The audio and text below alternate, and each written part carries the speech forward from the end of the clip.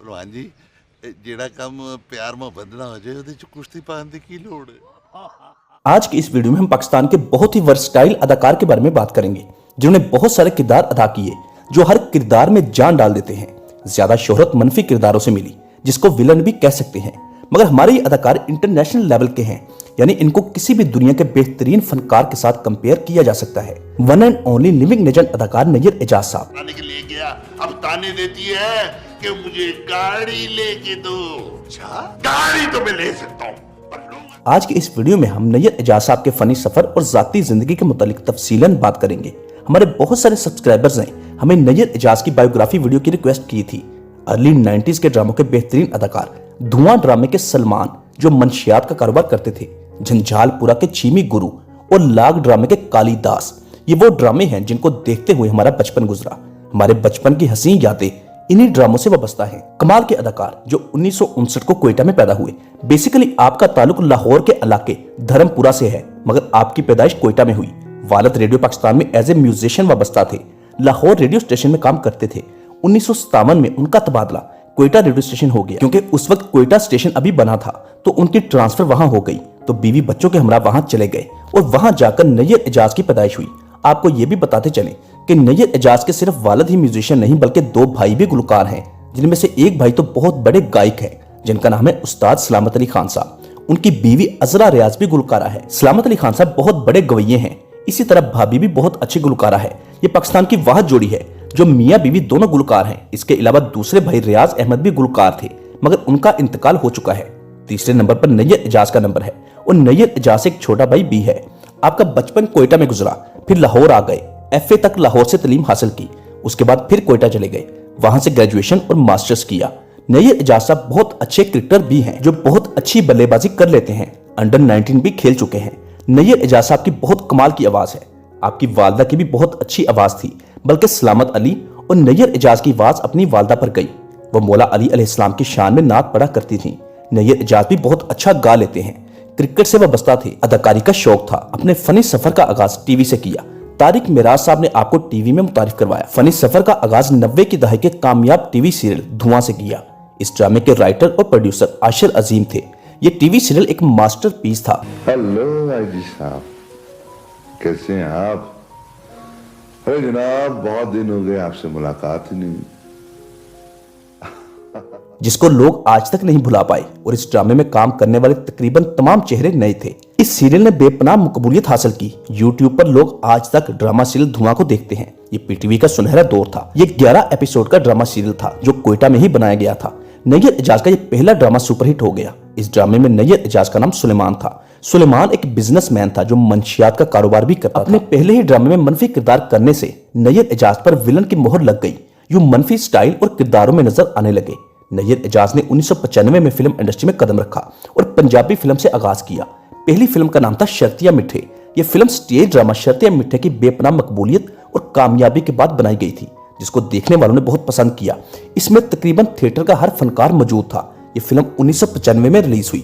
उसके बाद 1997 की फिल्म चांद ग्रहण में अदाकारी की। उस वक्त से लेकर आज तक नैयर एजाज साहब हर फिल्म में लाज़िम मलजूम समझे जाते हैं। आपकी एक अलग ही पहचान, स्टाइल और अदाकारी है। बेशुमार ड्रामों में काम किया, जिनमें चंद एक ड्रामे जो 90 की दहाई के आखिर में रिलीज हुए जो हमारे जहनों में आज तक नक्श हैं। ड्रामा सीरियल झंझालपुरा जो 1997 में रिलीज हुआ। इस ड्रामे में नैयर एजाज ने चीमी गुरु का किरदार किया था।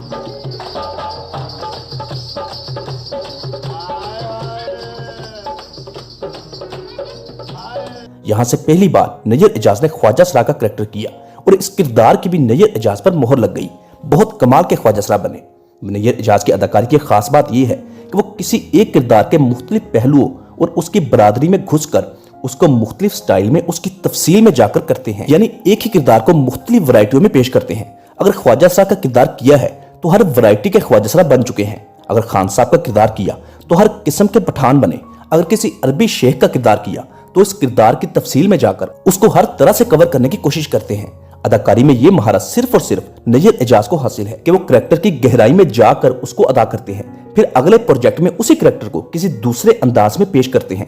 90 की दहाई के आखिर में ड्रामा सीरियल झंझालपुरा जो 1997 में रिलीज हुआ, देखने वाले आज तक उसको याद करते हैं। जिसमें नैयर एजाज छीमी गुरु के किरदार में नजर आए। ये 33 एपिसोड्स का ड्रामा सीरियल था जिसको तारिक जमील ने डायरेक्ट किया था। शाहिद नदीम इसके राइटर थे। पीटीवी लाहौर से नशर किया गया था। 90 की दहाई के आखिर में रिलीज हुआ। ये वो दौर था जब केबल टीवी और इंटरनेट का दौर दाखिल हो चुका था और बहुत तेजी से फैल रहा था। आप इसको पीटीवी के सुनहरे दौर के आखिरी ड्रामों में कह सकते हैं। फिर इससे अगले साल एक और ड्रामा जो आज तक हर किसी को याद है, वो ड्रामा है लाग। इस ड्रामे में एक कैरेक्टर था कालिदास। ये किरदार इतना मशहूर हुआ कि नैयर एजाज को लोग आज तक कालिदास कहते हैं।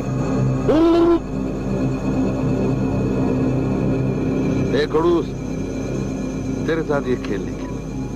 कालिदास कमाल का कैरेक्टर था। इस कैरेक्टर ने नैयर एजाज को अरूज की बुलंदियों पर पहुंचा दिया। ये ड्रामा 1998 में रिलीज हुआ। फिर इसके बाद ऐसा सिलसिला चला कि आज तक नैयर एजाज टीवी और फिल्म इंडस्ट्री पर छा गए।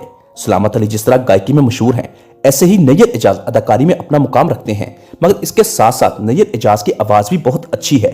अगर वो चाहते तो बहुत कमाल के गायक बन सकते थे, क्योंकि उनकी आवाज गॉड गिफ्टेड है और कभी कभार वो शौकिया गा भी लेते हैं। नैयर एजाज का कहना है कि मैं हर किरदार को ग्राउंड रियलिटी देकर करता हूं, लेकिन हैरानकुन तौर पर उन्होंने जिंदगी में जितने भी कैरेक्टर किए, कोई भी कैरेक्टर ऐसा नहीं जो खुद नैयर एजाज को अच्छा लगा हो। उनका कहना है कि मैं अभी तक इंतजार में हूं कि ऐसा किरदार करूं जो मुझे खुद को भी पसंद आए। हॉलीवुड अदाकारों के फैन हैं, खुद भी उसी लेवल के हैं। नैयर एजाज अपने वालिदैन के बहुत करीब रहे, यानी उनकी जिंदगी के आखिरी वक्त में उनके साथ रहे।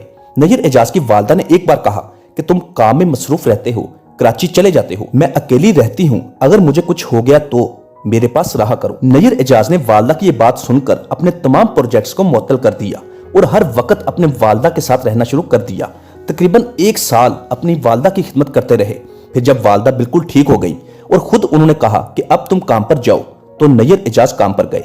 मगर बदकिस्मती से जब नैयर एजाज घर से निकले तो उनकी वालिदा को अटैक हो गया और वो हॉस्पिटल में एडमिट हो गई। 1 हफ्ता जेरे इलाज रही।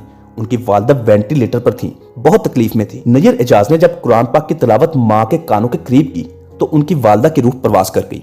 ऐसे ही नैयर एजाज के वालिद की जान भी उनके हाथों में निकली। वालिदैन के बहुत खिदमत गुजार बेटे थे, यानी बेहतरीन अदाकार ही नहीं बल्कि बहुत फर्मा बरदार बेटे भी थे। कामयाबियों का सिलसिला जारी है। हमें इंतजार है कि नैयर एजाज साहब कब हॉलीवुड में एंट्री करते हैं, क्योंकि नैयर एजाज का शुमार पाकिस्तान के ऐसे चंद फनकारों में होता है जो हर किस्म के रोल को मुख्तलिफ अंदाज तरीकों से करने की भरपूर सलाहियत रखते हैं। हमारी दुआ है कि अल्लाह पाक नैयर एजाज साहब को सेहत व तंदुरुस्ती और लंबी जिंदगी अता करे। दोस्तों, उम्मीद करते हैं कि आपको ये हमारी मालूमाती वीडियो अच्छी लगी होगी। मजीद अच्छी वीडियो देखने के लिए अभी हमारा चैनल इन्फॉर्मेशन विद फवाज को सब्सक्राइब करना मत भूलिएगा और साथ दिए गए बेल ऑप्शन को भी प्रेस कर दें। अगर आप पाकिस्तान के दीगर फनकारों के मुतालिक जानना चाहते हैं तो इसी वीडियो के डिस्क्रिप्शन में पाकिस्तानी एक्टर्स बायोग्राफी के नाम से प्ले लिस्ट का लिंक मिल जाएगा, जिस पर क्लिक करके आप सैकड़ों फनकारों के मुतालिक जानकारी हासिल कर सकते हैं। मिलते हैं बहुत जल्द एक अच्छी और नई वीडियो के साथ। तब तक के लिए अपना बहुत सारा ख्याल रखिएगा। अल्लाह हाफिज।